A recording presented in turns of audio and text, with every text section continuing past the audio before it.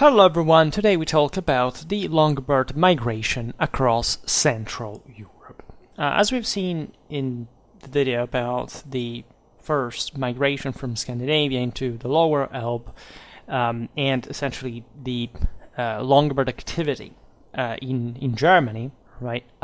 Between the Longobard intervention in the Marcomannic War in 167, when they attacked together with some Ubi, Roman Pannonia, and being crushed by the imperial forces, and the Longobard occupation of the Rugiland, so the territory in Central Europe we will see in the end, and also and especially better in another episode, the occupied by the Rugi, right, on Lower Austria in the year 488.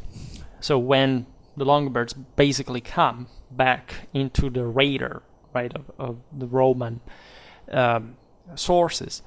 There are, you count them, more than 3 centuries during which this people, not differently from most of those who lived in the Barbaricum, because of the limited, but perhaps it is true in the Longobard case, unusually scarce tradition, right, for reasons that we will try to understand better, and we have already hinted at in a cultural sense.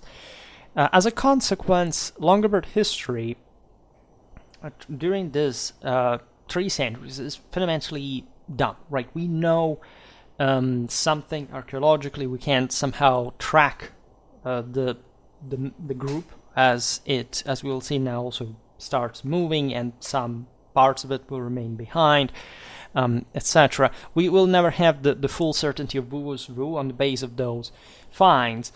The site, like any quantitative dimension, just per se, is not available, right? There are also other peoples around. What we know, though, is that the same people of the Longobards, as we've seen in the previous episodes, will maintain that kind of identity of nucleus. There is no breaking, right, recomposition. This is not a confederacy. This is particularly important to stress. It doesn't matter how many groups would enter gradually, and especially during the migration by conquest and just other forms of compaction. The people remained, again, with the original ethnonym that was known by the Romans since the beginning of the Common Era. And so we have the certainty that this population is practically the same, at least in its original nucleus, politically, identically, continuously throughout this era, right? For this 300 years, we depend on almost exclusively, also from a documentary point of view, by the few legendary news that were transmitted. First by the Origo Gentis Longobardorum, that, as we've seen, with this essentially this synthesis, right, of the original myth, like the myth of the origins of the Longobard people, that was integrated also in the Edictum Rotary, so it was still well alive in Italy by the mid-7th century. And again, lots of other traditions that were just around, but orally, but also writtenly, even in later times, of course, because it was not really a mystery, it's just a very far away time. And most of the stuff went lost in a way or another. So the Origo, however, has, as we've seen in the other previous episodes, come down to us in different versions and later reelaborations that are fine. Overall, they're not like mystifications. They came straight out of this sort of standard core of, let's say, Longobard historical knowledge that was passed down, even with its pagan contents, in full Christian times. So it's, again, Longobard history is an exception, but one that is extremely coherent within itself, and even though, we're not habituated in that sense to see it, at least in the same ways, of course, for other Germanic peoples that had all, of course, different paths, different traditions, traditional forms, at least through which we can document their early history and so on. In any case, this people, as we've seen, was relatively small, right? It was not like a insignificant. As we've seen, at some point it rose even to a sort of hegemonic prestige in Germany after Arminius was assassinated and so on. In any case, it was small enough, like the majority of the other tribes that get swallowed into confederacies, again differently from the Longobards, to disappear as such from within the say the context of the ancient historiographers and ethnographers, as it's fundamentally normal. Now, in this time, between 167 and 488, the most important event in Longobards history is the migration of large parts of the people from the lower Elbe, where they had settled pretty early in time before Christ, something possibly around 100 BC, to the middle Danube, right? Upper middle Danube. And both the beginning and the end of the path of this migration are not, say, entirely clear to determine, especially from a chronological point of view. We have a few sources-wise, but as always in this Longobard tradition, everything is, after all, pretty coherent. A few informations, but that are really, matching with the general context that we know of, that match with the other times, places, and so on. So it's as scarce, right? Still worth of trust. Some hints, such as the indications relative, for example, to the years of government contained in the lists of sovereigns that were drafted in a relatively late time, the value of which has been unfairly underestimated today. As for for example, the genealogical table of King Rothari, that was born at the beginning of the 7th century, that embraces 11 generations, and that therefore dates back more or less to that time, legitimate the hypothesis that the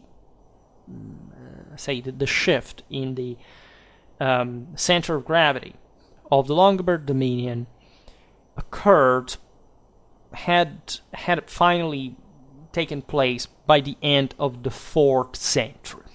Right? To this also Paul the Deacon seems to refer when he says that Agilmund, the king that basically led the Longobards in their migration towards the south, was defeated and killed by the Bulgars, that is to say, at that point in historiography, the Huns, right? After 33 years of government. Now, these kings are relatively legendary in some way, but there is still a monarchic tradition among the Longobard people. Now, we will observe better, because, as you know, the Longobards were not really familiar with the later monarchic institution that take place with a full territorialization in the Roman world and so on. But they had these leaders that counted as kings, as reges, right, and that were remembered, also for a matter of, say, dynastic nobility or lineage, by these later rulers. Now, as we know, the Huns extended their area of influence into Germany, as, there are debates naturally to the extent, not much to the extent of Hunnic influence that could have easily reached Scandinavia, right? But the matter of direct rule, and the Longobards seem to have fit in the westernmost one, right? They were probably the one at the edge, right? And they would remain actually under the Huns for possibly even the longest time of any other people, any other Germanic people. We'll see this on another occasion. And that, however, would locate this event right in the first quarter of the 5th century, not the end of the 4th, as by that time the Huns were not so into Europe like in Germany. So there is some chronological issue, of course, but as you understand, it's just like you say, the end of the 4th, beginning of the 5th century, more or less the same time. And given the paucity of the information, it's still somehow relatable.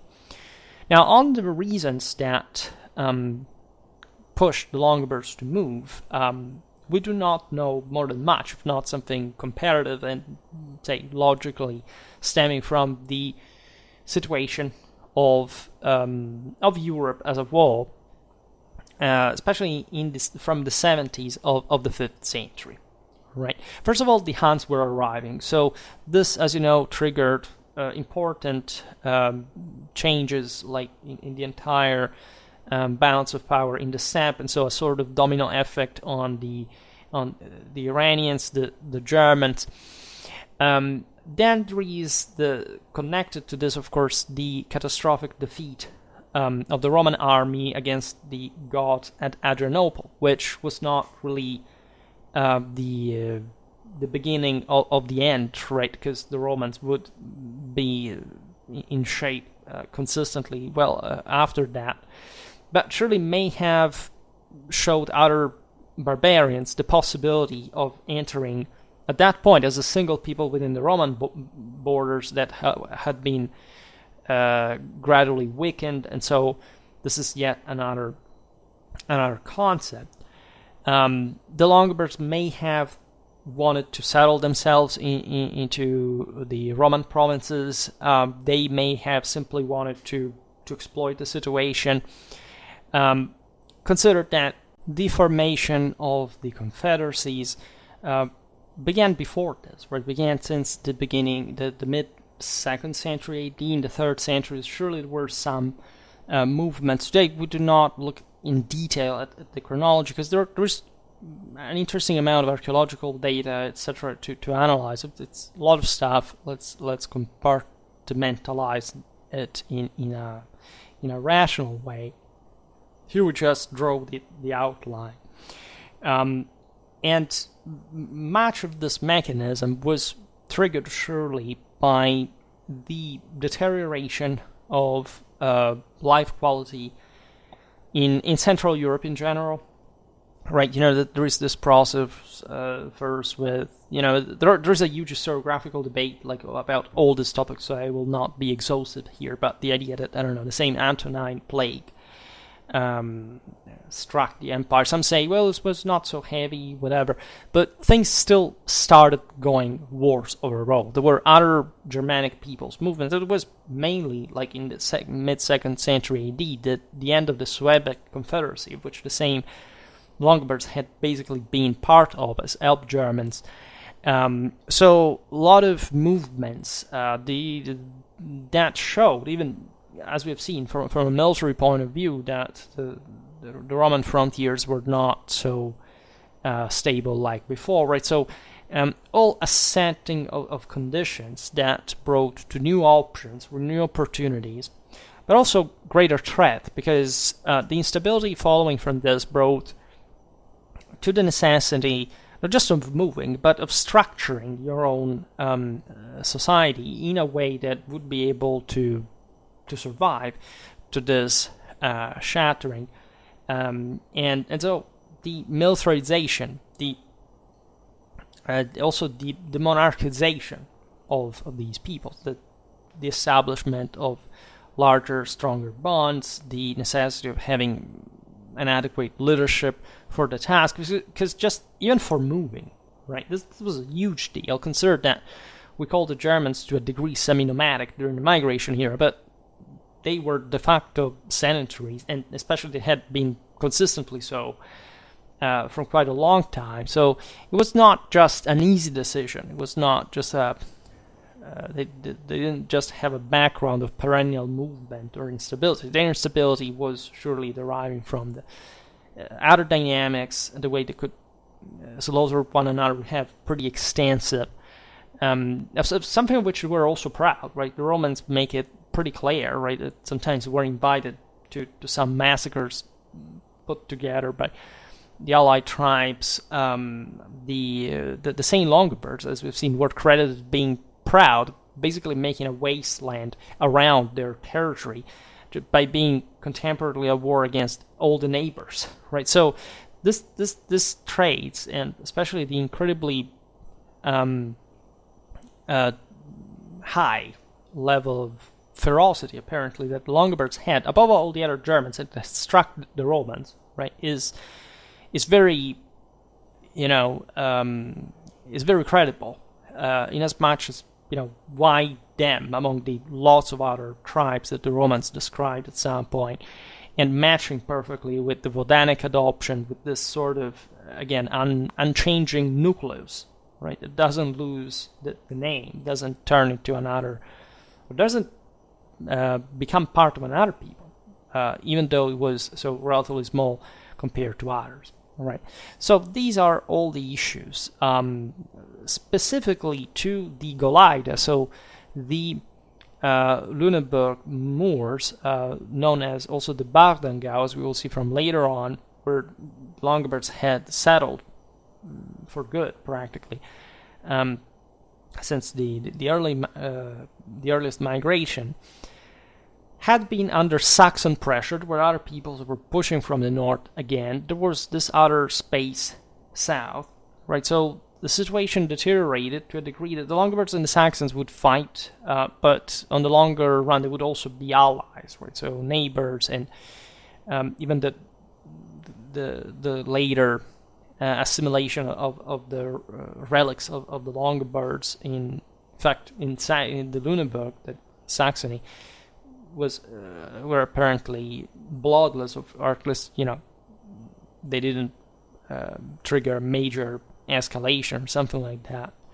On the contrary, the Longobards would invite the Saxons, who did participate into the Italian invasion, even though they came back to the north, because it was the Longobards who wanted to assimilate them, making them become Longobards as well, which is also a practice that here, as we were saying before, is carried out, right? Because the larger the numbers, if this assimilation capacity was possible, like the better, right? And so, as we will see, the Longobards had an incredibly strong identitary core, but still, for this reason, they managed to enforce so their identity over the peoples that they integrated through either subjugation or just by deal, right? Smaller groups. Consider, now we will not digress on this, but think about all the Iranians that fled from the Huns, right? In all the area, the Longobards were there on the Elbe, so basically, aside from the Goths that were the first ones who had already been mixed de facto with the Iranians in the establishment of their, especially the Bosphorian kingdom, were among the German peoples who, because I refer specifically to Germany here, to be in the easternmost part of Germany on at that point, as larger groups like, again, the Goths, the Vandals had left, to be receiving these scattered groups of Iranians, of other populations. We will see now the Slavs, even Turks, and so on.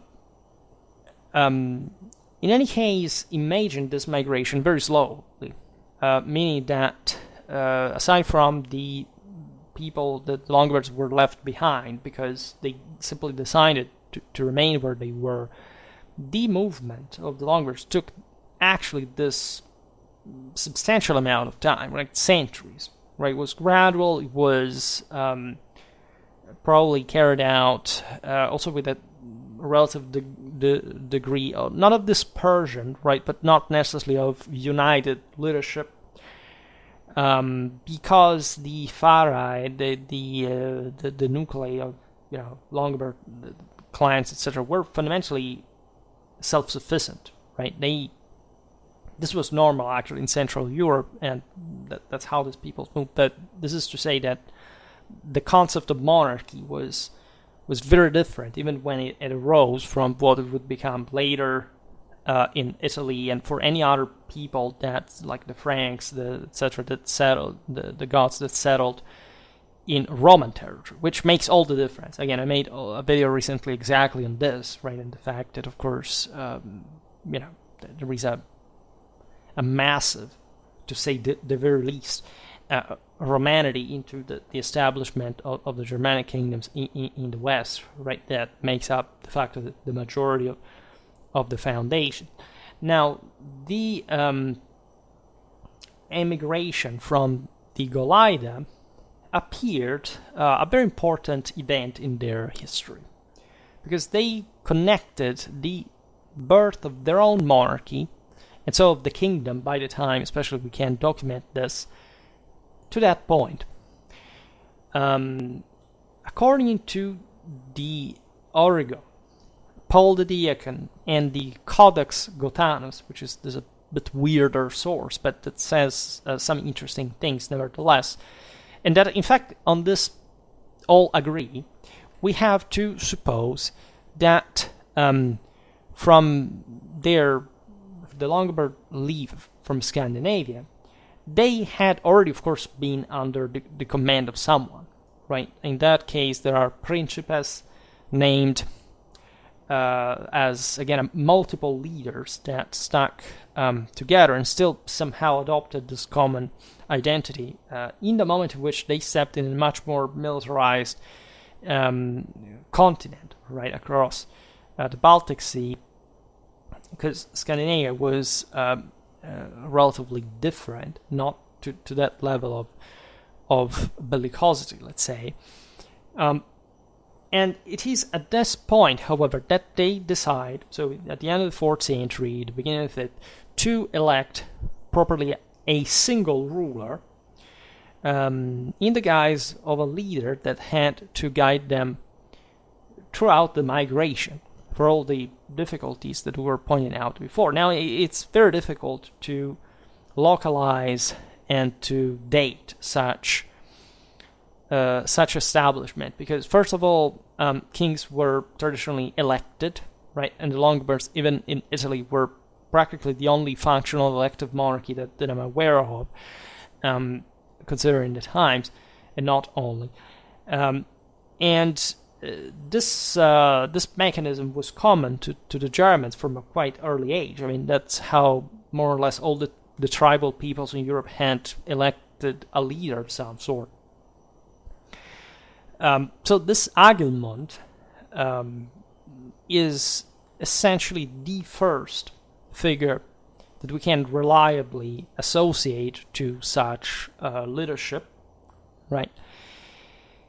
Which the sources more or less attribute to, of course, the after the settlement in Golaida, and so in the moment in which they began to leave.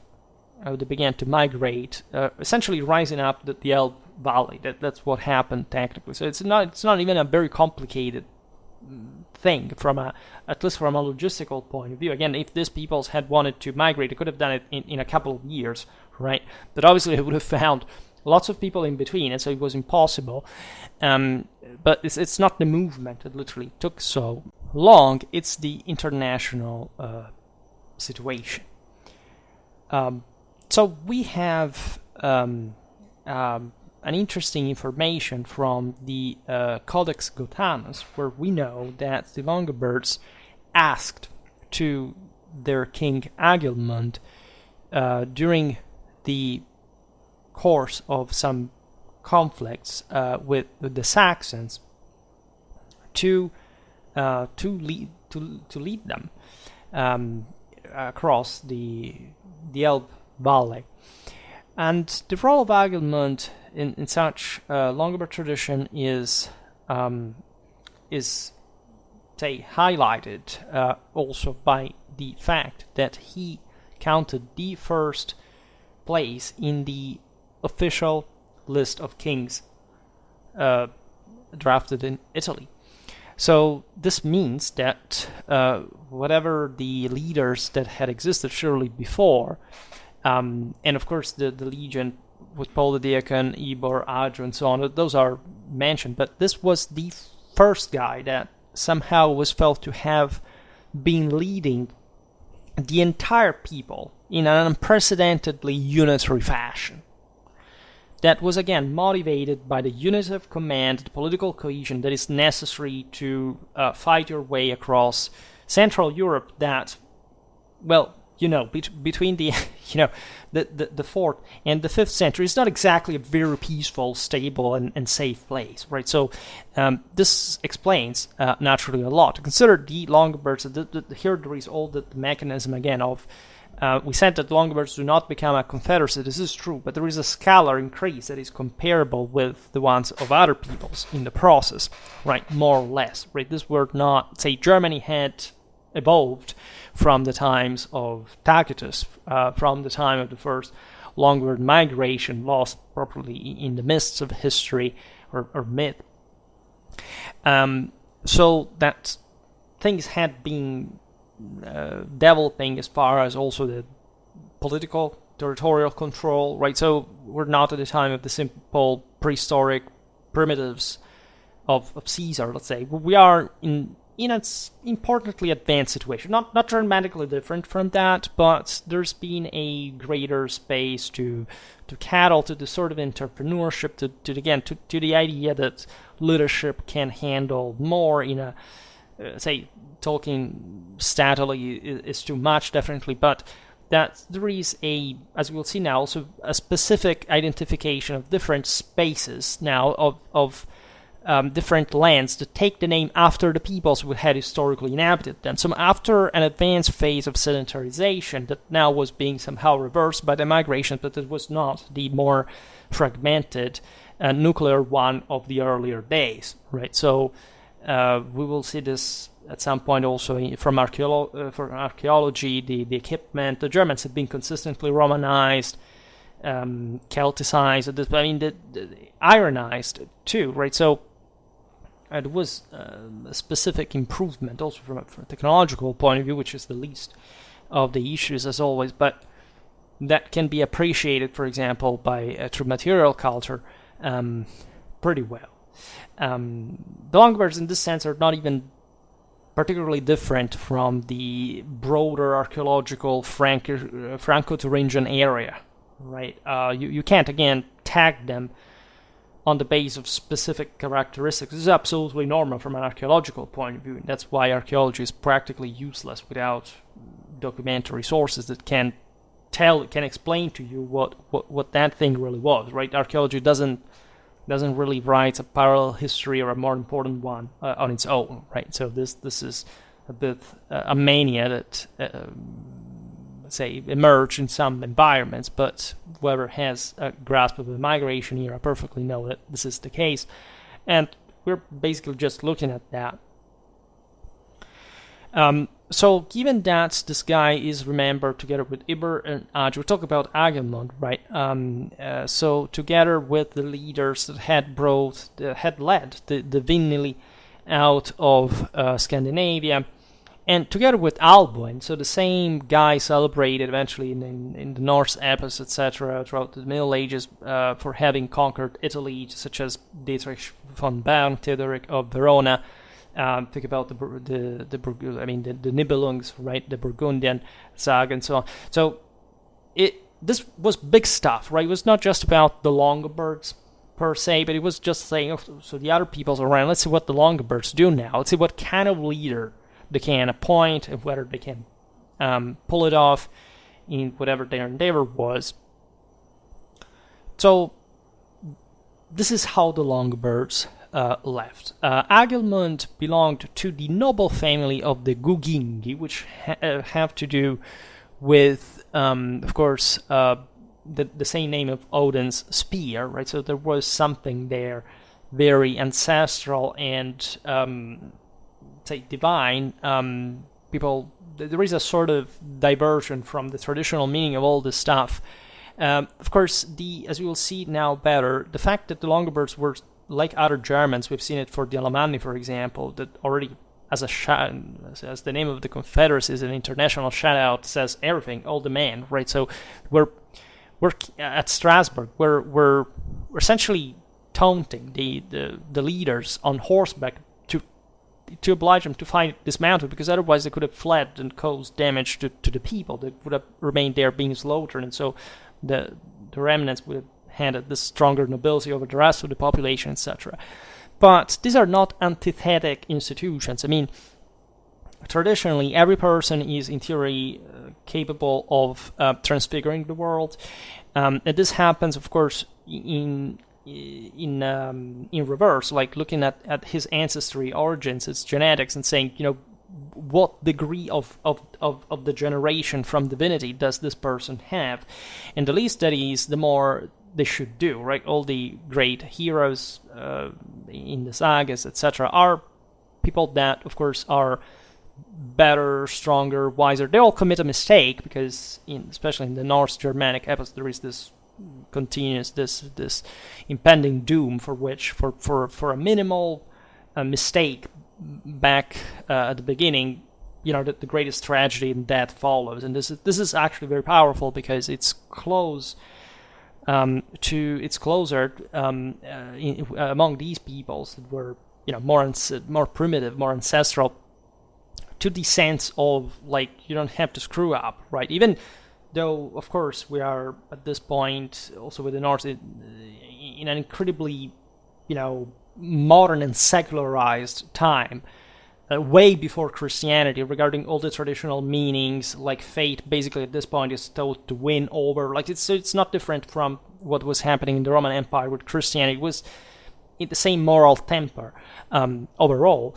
But the sense was still that the best had to rule, the stronger had the right to rule on the weaker, right? It's very curious when people complain about the Romans conquering, the Celts or the Germans, because, people feel pissed off by this terrible classical conspiracy theory against these people, as if, it was the Romans' fault if they didn't have a literature, or they just didn't rule the world in their stead. Well, their own, possibly the single most, identitary value that these peoples had was exactly this. Ruling over other people. This is the obvious and only purpose of any traditional culture in the world, ruling the entire world, and everybody who lives there, right? This paranoid fortestator, nationalist and or socialist, paranoid, again, whining that every people exists just in a crystallized form that has a land and a flag, and everything should remain exclusively the same, nothing changed, is just the greatest proof of cultural inferiority, putrescence can ever exist in face of a traditional value, the one with capital T. All these peoples obviously had the exclusive existential purpose of ruling the world, and those who couldn't stayed under, and were even aware of that, right? If you wonder why the Germano-Norse mythology is also so gloomier and chthonic in symbolism, say, than the Roman one or the Hellenic one, there is an actual reason. Because everybody was aware of what was going on in the world. They knew that they lived at the outskirts of the golden age of the empire that had also provided them, as we very well know. Essentially, the Visigoths were created by the Romans as a Roman army, right, in the Illyricum, etc.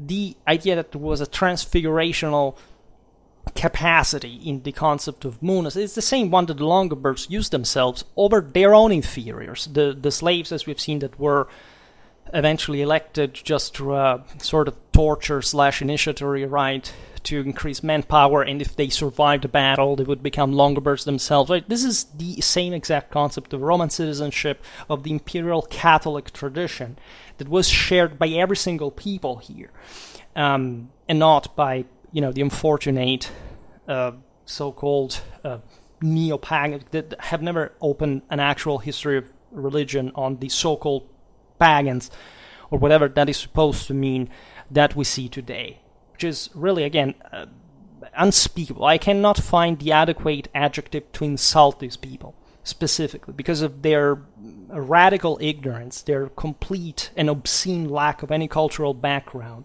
or a parental one for that matter, or educational one. But we live in this world, so we have to fix it. And even telling the history of these peoples obviously is the first step into it. Right, so the sense here is that the leader can rise not because of a mechanistic decision. Right? The people sitting there and saying, well, this guy is, let's elect him, simply. This guy emerges, such as together with the political motive itself, and so the moral, the spiritual, the divine force, to lead the people, right? Which has, of course, a meaning that goes beyond anything we can understand secularly and modernly today. I mean, this was just a travel towards the new promised land, such as the Golaida have been since the beginning. So again, it's impossible to be in their mental structures concretely, but the world is something extremely different, right, from what you can think today, if you were to think through the minds of these people. And so it's as if they had been transported by this spirit, and the medium was Wildeneth, that is the king in this case, was always under test as a consequence, as any person, right? There is not, again, the delusional lesser people superstition of the average person today that there is essentially a conspiracy theory where there is the evil elite that rules over, I don't know, people that if it is so good, why doesn't rule instead, right? So admitting basically your own inferiority. Just think about, anti-Semitism. Like if the Jews are so bad, why aren't you, dominating the world? And they do, right? You have to admit that you are inferior to them.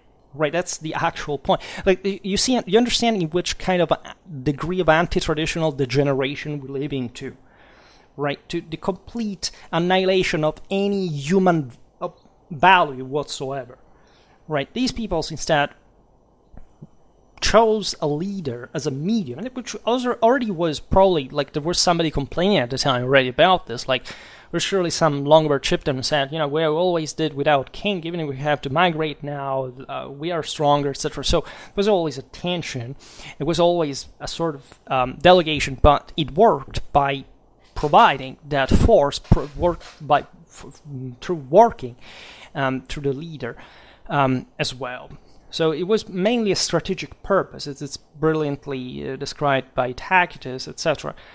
It was the same notion that the Roman emperors, like the Romans, since the beginning with the Caelars, the Imperium, again, the Sebastals, etc., was meant to be, right? It was the same Alexandrine idea. It was the same thing that the nomads believed in. So again, the same identical universal belief.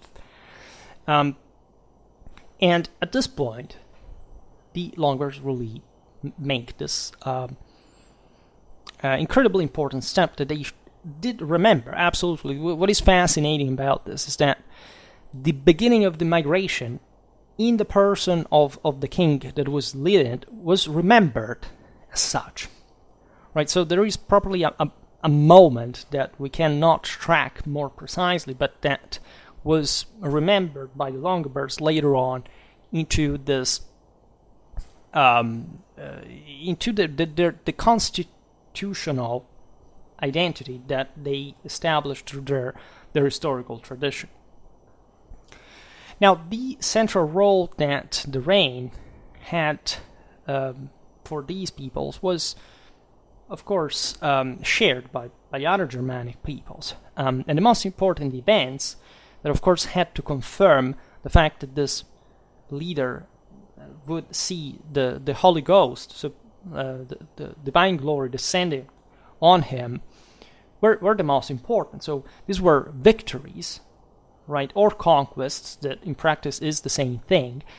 There are the ones against the Huns, the Aeruli or the Gepids for the Longobards, and among the first group. In the latter we have, as we'll see now, various other lands such as the Rugi land, Pannonia, and Italy. So all of this is part of also a very specific set of accomplishments that, again, the Longobards identified. In other words, they had been defined further as a people by the transfigurational power that victory over the world has, right? And so that confers further prestige and power and charisma to the same leaders, and so the institution of the monarchy as well.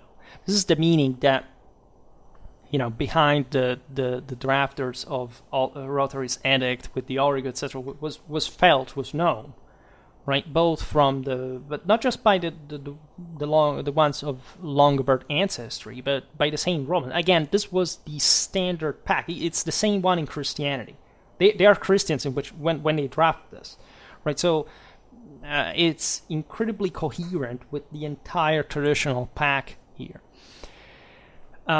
It's obvious that in Rothary's time things were dramatically more advanced, so that was not just a monarchy, but properly a kingdom, politically and territorially, and even in a Roman land, so that this stuff is written in Latin, etc. So it's obvious that the monarchy would draw from the memory of other monarchs to legitimize itself within the same Longobard people who had in theory elected her, right? So this is particularly crucial because it's also a foundational process of this, the same as we've seen, the Longobard kingdom, the Italic one, I mean, stuff lasting until the 19th century within the whole Roman Empire. So something that goes as back as not just a random, say, territorial definition, but what the Longobards properly thought a royal, if their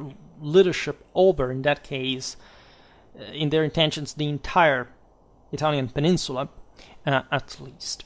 To the strengthening of the royal institution among the Longobards contributed not only the objective necessity of its existence and the great enterprises of the deeds of the single kings, but also the fact that the third ruler, Letuk, I will see this, because there is a very interesting background. The Huns had something to do with, especially this UC suffix, right? It's like ok, like the yuk, right, from the Turkic root. Because the Longobards were being here, the monarchy was in part made up by the same Huns who wanted to control the Longobards better, right? So essentially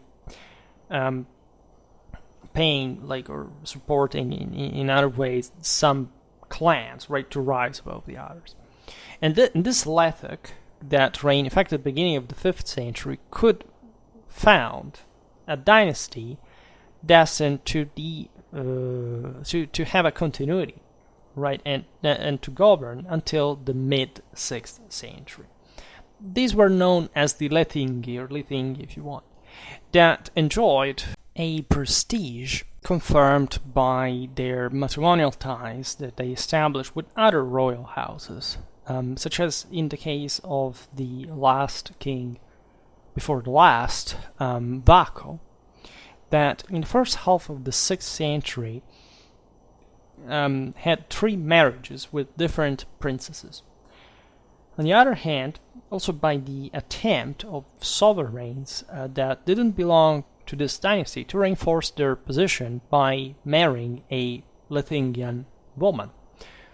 So this aspect, again, we can simply digress on today, but it's like a very complex game, right? Occurring at the time, at the peak also of, the Goths famously were under Theodoric were extending matrimonial alliances intertwined across this entire space. This is fascinating because it shows that there was, of course, a realpolitik behind all this, but say an awareness about the royal dynastic value now of each other among these peoples that sometimes were, like in this case, not even fully in the, say, outside the barbaricum, right? So there is that aforementioned political institutional development that had been lacking before. There is, again, a massive Roman influence. We will see this also.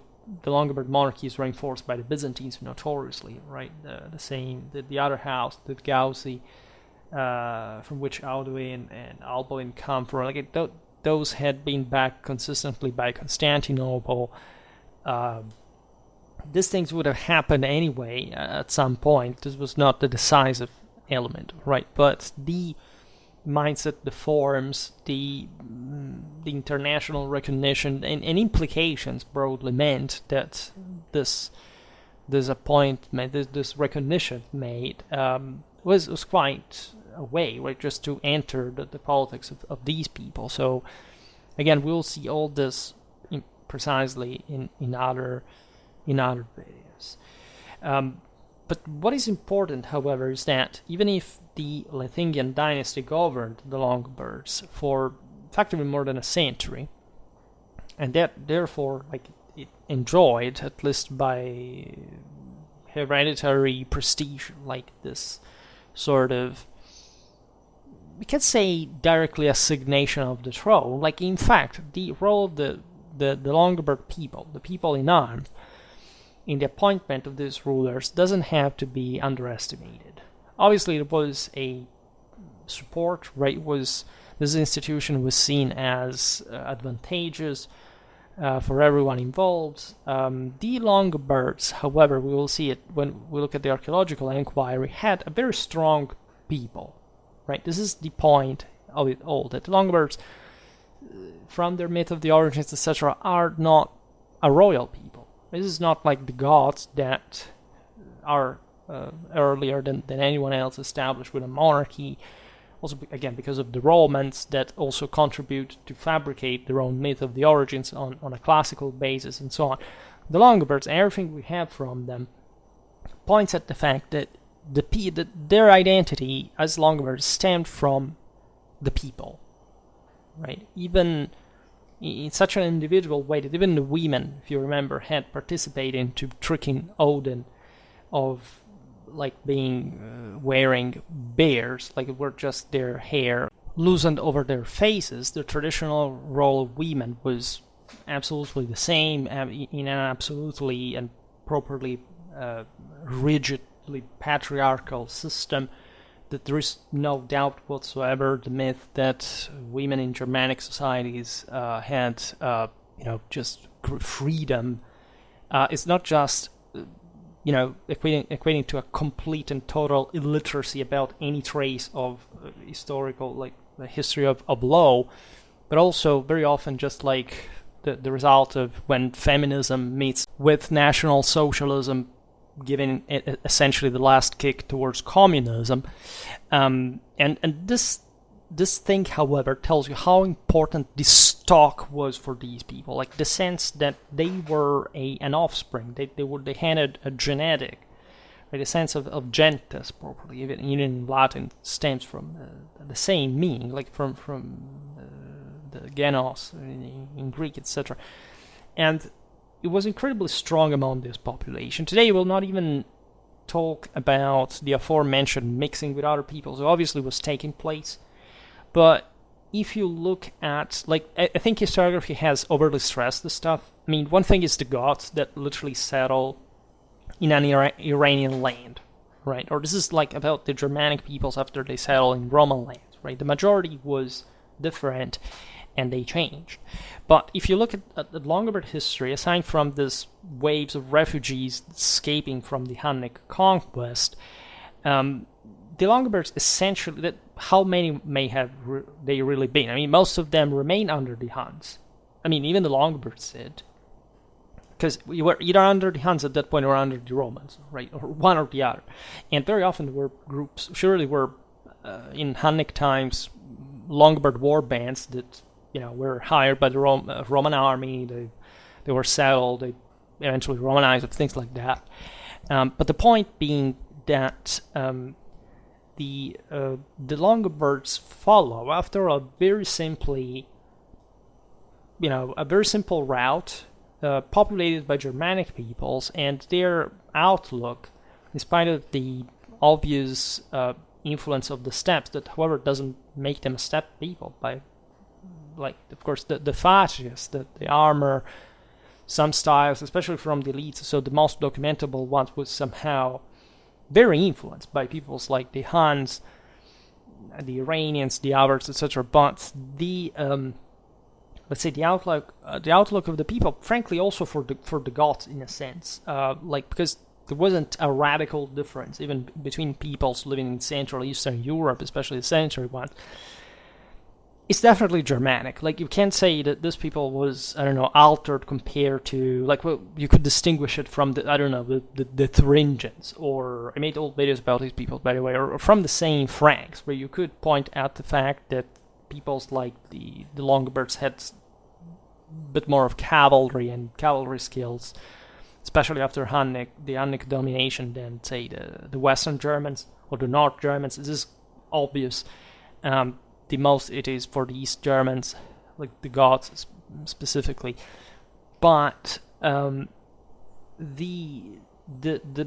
mere facies of the people, from a cultural point of view, from an institutional point of view, this traditional stories, etc., is clamorously, to say the least, Germanic. I mean, here I don't want to stress the fact, the ethnic aspect. I care about history, right? Here, these peoples loosely, right, understood they had this background in common to an extent that we do not understand, right? The term Germanic is an ethnographic invention of classical authors, not less than Celt, whatever.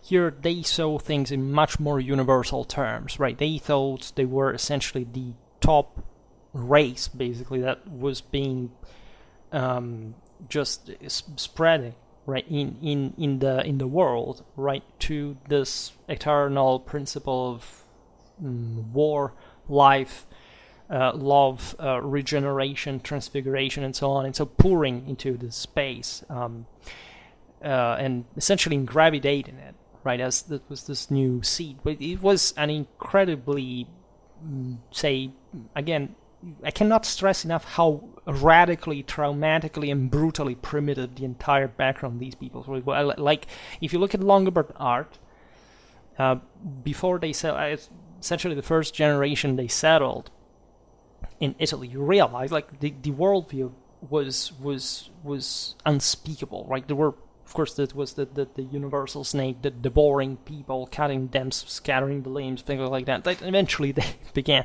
to get a bit more of contemplative, somehow sensualistic Roman art, especially the women first, etc. But, of course, those values had historically been shared by the universal cosmic struggle. That's how minded they were when we see them, when they re-enter again the Roman Byzantine radar. We can say, fine, okay, well, these are Longobards after all what they went through, and that we know a relatively few of, but must have been marked also by severe struggles, right? Consider that the elites, as we were saying before, in the Longobard case, were of course powerful, but not so powerful as other peoples, right?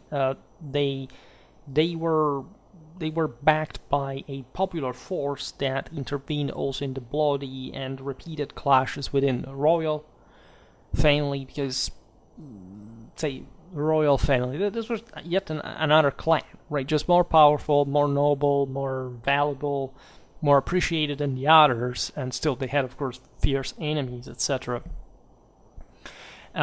But we evidently see that, especially at the time of the rise to power of the Gausus Audoin, so with the overthrowing of the same Lethingi around 546, it was the exercitus, it was the people in arms that preserved a decisive, of course, role in the choice of the sovereign. So even the dynastic concerns are here to be evaluated for what the Central European world still was. We've seen it in many videos. The sense that the elderly son was to inherit the father's title, it was very far, right, from the entire concept of monarchy. We'll see it also as far as, like, the incredibly Spartan. Well, the Spartan would have been like a very gently sophisticated, like, 19th century fate type of behavior compared to this. Like,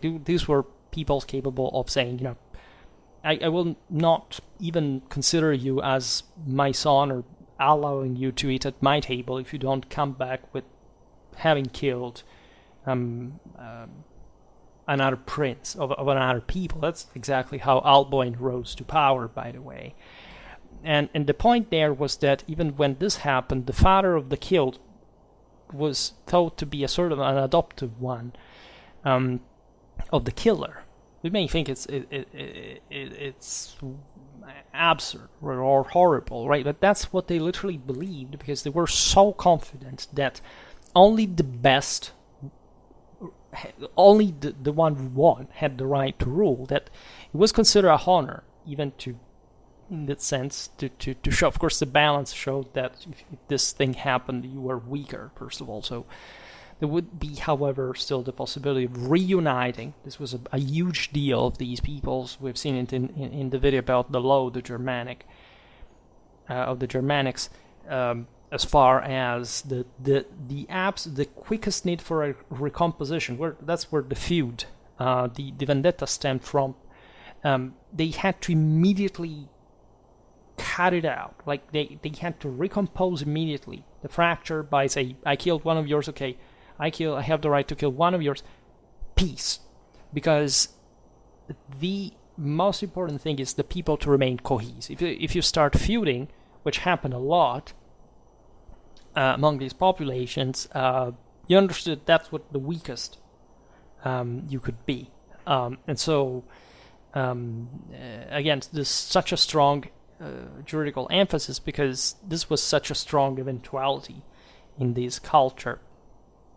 Right, so an incredibly warlike mentality that the average Longobard at that point was still preserving in arms.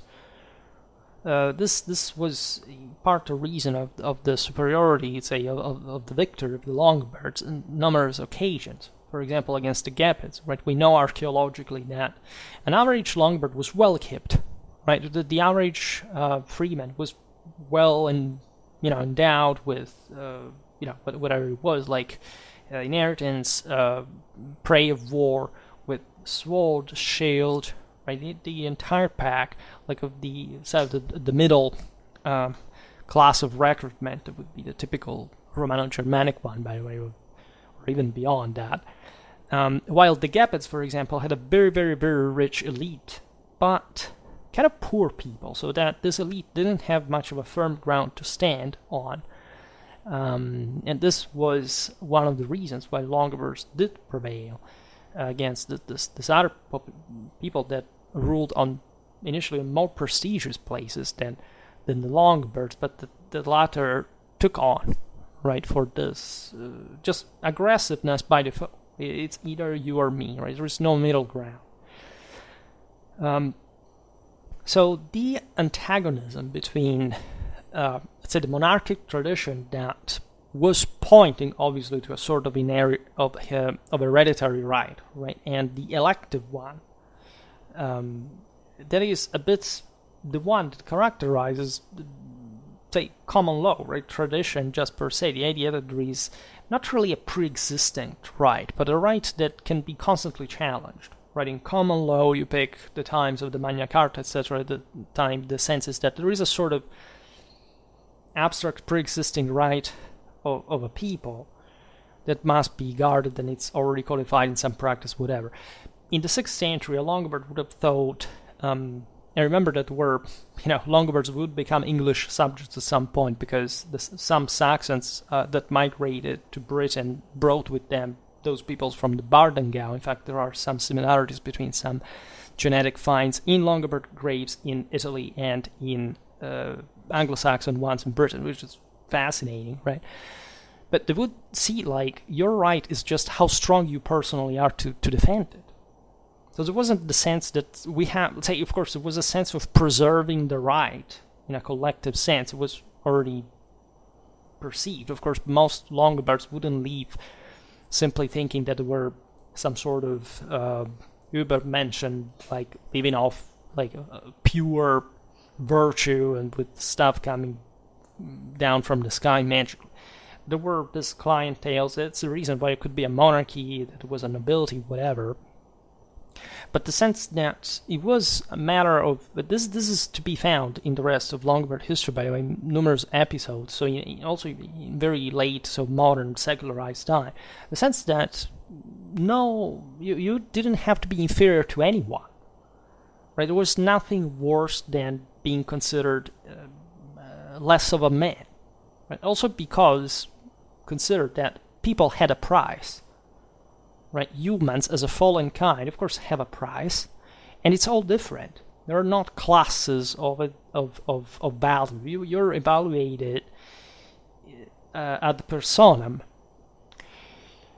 on this absolute worth that you have to demonstrate, because the concept is that the spiritual race is superior to the material one, because otherwise you couldn't basically transfigure, right? So there's not an absolute correspondence to spirit and matter. There is actually the capacity of spirit of transcending matter and getting even more than what, otherwise it would be just idling, right? Just one-to-one, and that's it. Instead, no, this thing floated, was based on charisma, on reputation, on wealth, indeed, and the same clinic structures that were extremely strong, right? But you understand that, you see it pretty well when they migrated into Italy. The Longobards had still this idea that the monarchy was a sort of not temporary, but something they could be dispensable at some point. That essentially was the ducal retinues and clients that would individually choose where to leave, where to go, because that's how they had been habituated out there in the Pannonian steppe. There is an evolution, as you will see now. By the way, the Longobards on the Danube got a sort of essentially proto-feudal profile. It's a big word, especially because the Longobards wouldn't really develop the feudalism differently from the Franks. But I mean, the idea that the humble, say, German peasant warriors, some sort of be enriched now by an amount of slaves because of the conquest and living in a richer land, and so that ideally he didn't have to work anymore. Because not working the land, but working in general, didn't have any meaning in tradition. It really doesn't, right? You only are served by, again, the divine harmony that makes you be rich. There is a beautiful passage from Athenaeus about the Celtic warrior said, I sow my fields with my spear. Essentially, it was all about deterrence and lording over and having slaves served. In fact, if you look at the contingent that was used in Italy during the Gothic War with the Byzantines, we know that there were this very fiercely, let's say, provided Longobard horsemen with serfs at their demands, so sort of field days, or sort of squires, right? Here the profiling is of a chivalric feudal mentality is in embryo, right? It had always been existing from the steppes world. Of course, the Germans had, like most sedentary peoples in Europe, greatly looted this awareness, but the fundamental principles were the same. It couldn't quite be forgotten, even just in the practice of life in Central Europe, right? And especially at this point, it was seen, as you understand, as a glorious enterprise. Is also the name of the monarch at the beginning of the migration evidently means. So the prevalence of force, the fact that the Longobards again solved their problems by chopping people to pieces, like in the best tradition and so on, is pretty obvious behind these games of power, right? It was about creating clienteles, having strong and loyal fighters that you would lead even in perilous adventures across Europe in service of this or that power, whatever, other people's courts or houses, serving as mercenaries for Rome. Whatever this was, again, the Germans did it since ever, right? That was their greatest fun, telling the truth. And in any case, this was based on this compactness. They were a militarized people. There is no doubt about this, right? Or the able-bodied freemen were warriors, right? And only adult males were warriors, were freemen in that sense, and those who couldn't provide for themselves were not free, just ipso facto. So the leaders, the chiefs, were also something. I mean, I talked extensively about the say Germanic warfare and what properly the comitatus consisted in, and there are some things there that you wouldn't even want to know, but that's exactly how they made things work. It was probably one of the chapter's single greatest brutality to ever conceive in the history of mankind, but that's the mean that they had, the only one, as a matter of fact, to make things work, and this, to a degree, did pay off, right? Because at the end of the day, they were while essentially the populations of the Roman Empire had been spent in terms of military performance, that also these lands had been exhausted, and these were the only peoples who had been truly struggling out there, making it out, like in this case of, by the way, lots of other peoples that had succumbed instead, and we will see this because the Longobards were responsible for a couple of that force was still fresh. Admittedly, this migration here was being lived exactly in this way, for which it was about taking each other out and then out of the Barbaricum to some rich land in the south, and so it was always the old promised land kind of mentality, but it brought to what we know as, especially the West in a Latin Germanic sense, to develop what we have known throughout the entire rest of its history. Also, beware of certain interpretations that want to split the monarchy from the people in an absolute sense. There is always a leader here, and there is a military value as much as a sacred one. The two things cannot be divided. So it's wrong to assume, as some historians do, that sacredness did not exist even in the case of the Longobard monarchy, because again, just for the fact that you were a freeman, it's just like the Roman cingulum militaris. If you are a freeman, you have the right to bear arms, right? So this would remain deeply ingrained throughout all Romano-Germanic history. You are essentially a noble if you bear arms.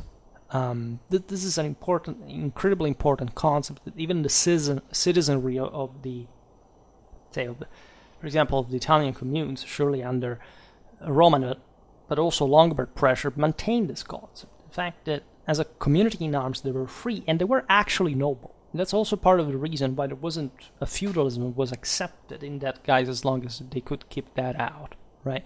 North of the Alps, this thing would fade, so that the most typical medieval European profile is the fact that basically just the knights rule and all the rest are somehow serfs, or somebody else's people, right? So even, the freemen, they're not real freemen, because there is no such category.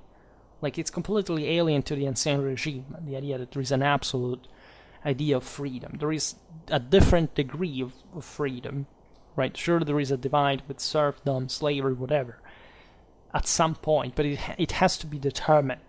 And this is based on arms, right? So the fact that the Longobard people here were stronger than the monarchy, in an institutional sense, doesn't mean that the monarchy, or anyone for that matter, wouldn't be seen provided with some sort of sacred value. So it's not a made-up thing, just in such a disgustingly atheistic world like today, we believe something so anti, like, this is even anti-historic, evidently anti, so it just observed what the meanings, even the sacred spear, because there is a legend of Lithuanian history, the origin also from the water, in part the chthonic element that has to be transfigured. It's a bit like in the Merovingian story with Merovec. It is literally a sea cow or things like that. So we'll talk about this at another point. In any case, what is important here is that the Longobards from the Lower Elbe, under the guidance of Agilmund, moved into another land. And so, actually lands, plural, a new complex of patriae, in Latin, that are what you can see in the title as Anthaib, Banaib, and Burgundaib. And the most perceptive of you will have surely noticed what that means. Obviously, there is a prefix that is the name of the people, and a suffix that is the first changes, the second remains, as essentially as a sort of heim, or some sort of place, right? So it's an area. So that's what Germanistics tell us. Eib is the spatial mark, right? Also very old linguistically speaking. And the regions that this trio identify should find themselves on the road between the Lower Elbe and Lower Austria. So we had a lot of things in between.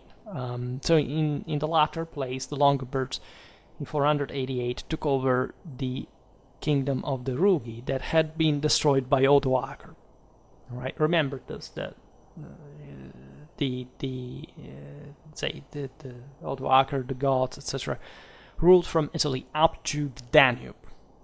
Right at that point, so the Longobards technically had entered already that space and were somehow subjected even to that before the end of, even after the end of the Western Roman Empire. Now, because this evidently had already happened, but it was, as we've seen in countless videos, like just a continuation here. Literally nothing changed. So, since, by the way, and to be more precise even, the occupation of this territory happened immediately after the victory of Theodoric, we have to see within this settlements, this territories within the two areas, right? And chronologically dating them as such.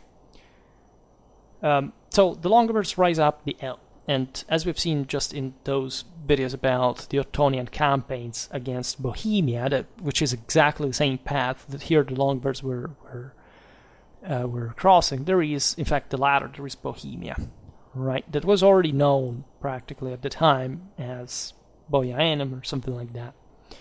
In the south you have Moravia as well, and we will see later here what this practically means, because Moravia was not understood to be exactly Moravia, but other peoples had settled there at some point, so it was relatively distinct from Bohemia already, but they're very primitive times. Mostly were Germanic and Slavic peoples that had crossed these areas and were not very sure about, in fact, Woodwell there precisely, especially the smaller groups that we do not even know. The Codex of Gotha is helping us. We have the information that the Longobards, after some clashes against the Saxons, moved from the Elbe against what the source, that is much later, calls anachronistically not as a land but as the people, the Bohemians. The Bohemians did not exist as such at the end of the 5th century, and this can be excused just for the poor historical understanding, at least of the Codex Gotanus. It's a bit weird, but it's also interesting in its own kind. In any case, this code that is dating to the 9th century, by the way, tells us something instead more precise and fascinating. First of all, the fact that in Carolingian times, so when Saxony was conquered, there was exactly in the Lüneburg this district known as Bartengau, so essentially the district of the Barten, of the Longobards, of the Bears, of the Arms. And so that the memory of that ancient tradition had survived, but that the Longobard King Baco had actually owned a palace in Bohemia. Now this palace, of course, it's gone. We don't have maybe there is some archaeological find, but we are not aware of it yet. So the Longobards had their abodes in that area. It was at least known in that detail by the Codex Gotanus. After which the Longobards moved to Thrace. Now Thrace has nothing to do with the Thrace of modern Bulgaria, etc. This means for the anonymous of the Codex Gotanus the other heartland, right? So the territory that the Longobards would reach later between the Danube and the Tisza rivers, at the border also with the Gampids, etc. Because that's how they called, at least the Codex calls Thrace, like that, the Pannonian, the Hungarian steppe, basically. Now, it's difficult, of course, to establish precisely the times and the places here. There are some localizations possible that, thanks to the archaic steps that are provided, Paul the Deacon and the Origot do not quite probably focus much on which these also three lands were. So things may seem controversial, but it's really not too much. Now, Burgundaib is the easiest one to identify because it's obviously the region once inhabited by the Burgundians. These were probably areas of Lusatia. I made a very old video about the Burgundians. Perhaps I should make a new one because, those remain standing, but they're also part of the ones who need to be re-uploaded, so I could make them entirely brand new. Now, Banaib is also just not connected with Bohemia, but with the region of Baia, more precisely mentioned by the Ravenate geographer and conceived by him as a part of the already quoted Albis Maurungani that we mentioned in the other video about, say, the Scoringa, Mauringa, and Golaida. So this is conceived as a sort of extension, even of, let's say, not where the Longobards lived, but in this wider area they had crossed originally. But this is not much, say, except from Baia here precisely. There's not a more specific reference to it. And we think it's Bohemia because, again, here just follow the Elbe, right? There are not many options, right? We didn't think the Longobards traveled somewhere else in the meanwhile that we missed, right? Everything is pretty linear.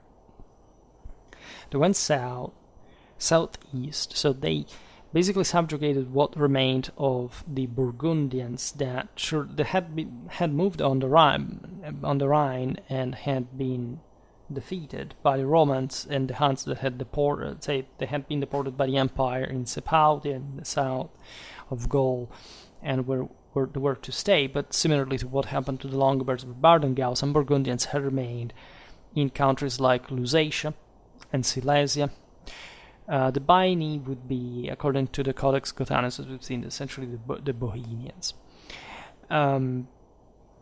Anthaib is quite fascinating, and it's a bit more complex, right? I think it's essentially Moravia, or at least what would become Moravia by a degree. Some say that it's farther south, even across the Danube, even between the Danube and the Tisza, and that we remembered before. Now, Anthaib would reconnect if the criterion used here, people, land, is correct, to the Antes, that, as you know, were a group associated essentially with the Slavs, if not overlapping with them. The only sources are practically Procopius and Jordanus. And you understand that this people is listed. There is a tree on Scoringa, Mauringa, and Golaida, and plus in this other tree. So there was something connected with the same rhythm that would have to be remembered. So we do not know how important these lands really were. But the point is that the Anthas were conceived by Jordanes at the end of the 4th century as enemies of the Ostrogoths, right? And being essentially dwelling in some places like today's Ukraine and even close to Carpathians and so on. So the idea is that the Anthas may have settled in areas north of the Carpathians up to the Sudeten by this point. And we do not know what their center was or what their actual, say, political system was about at this point. They are very early times, right? And some authors say there was probably some Slavic or probably Anthas penetration in places as perhaps the Saint Danube and the Tisza. In my opinion, these were groups that were already coming, broadly speaking, from the east, but north of the Danube. So in areas like because if you follow the Longobard path here, that is the axis here, that's what you have. You have Moravia, right, in with the Danube and everything. So the thing, it can't be just south. Why would it be south of the Danube exactly? Where the Longobards had yet to step in, right? And some people said that even the Anthas may have had a because the base of Procopius especially writes later in the 6th century that they would have been essentially more west than what the Anthas of Jordanes were. So here we do not descend also in this kind of discussion. In my opinion, they were a pretty large group that, like the Slavs, were remaining a bit in reserve, waiting for the bigger chunks of the Germans to move from the areas where they had already consolidating and already infiltrating some area. Consider that places like Moravia, etc., will be settled, however, by the Slavs with certainty only in the 6th century. We do not know about the before. Proto-Slavic history is also a bit nebulous, as you know. So lots of different interpretations here are open, right? But the Anthas, however, figure in this toponym, and it is possible that the chronology given by Jordanes brings to at least the terminus post quem the Longobards conquered this place 370-375. Probably they were subjugated by the Longobards in the process, right? We don't think of them as a people who had the consistency, especially in a concentrated place, to withstand a wave like the Longobard one. So the Longobards will descend into the Danube and further south, crossing it later on. But in this early age, if you think about it, like anything east at that point, the Goths had left, the Burgundians had left, the Vandals had left. Just east of the Longobards, there wasn't much of another Germanic people. So it's likely that the Proto-Slavs were around, and these other bit more mysterious peoples that some identify with the Wends, may have had some elements that were moving autonomously to leave the name, the toponym, in a given area that, however, wouldn't see like other news of their presence. Consider that this is before the Hunnic invasion, by the way, so it's a very early time, and that the former would shatter a great part of this order, and that the Longobards will rise in a sort of say dominant position, at least in these lands. Also because the Huns facilitated their rule, as we've seen, as their subjects in that case. So, in my opinion, we're talking about an area north of the Danube, something like Moravia, right? you understand that any better identification of this Anthaib, had it been taken over by these people, in fact, at some point after the Longobards, after the Huns, and after the Longobards moving, other Slavs settling, is somehow, complicated, just to say the least. But it's interesting because it would show at least that some, say, Slavic migration, that's being pointed out by many, but we're much earlier than we think. Right, and even there, like for Germanic, what do we mean actually by Slavic? Because it's also really a matter of, almost a personal opinion, right, to some degree. Unless, of course, you identify that the actual basins, the pools of population. But again, Central and Eastern Europe in the sanitary spaces are not that distant culturally. It's difficult to draw precise boundaries, etc. But I will make a video about the Proto-Slavs at some point. As we were saying before, the Longobards removed from the Elbe also changed their lifestyle. Right? The appearance of half-freemen, the Aldi or Aldiones, that were now essentially the subjects of these conquered lands.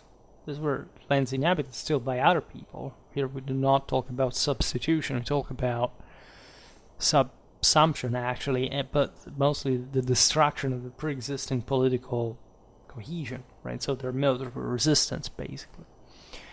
So it's obvious that, as we were saying before, many Longobards now were lording over these peoples who worked for them. And this also helped them developing further their kind of militaristic tendency towards something more organized, structured. The clientele's increase in power, etc. So as we will see, that's also where the monarchy starts getting stronger to a degree, and so on. Right.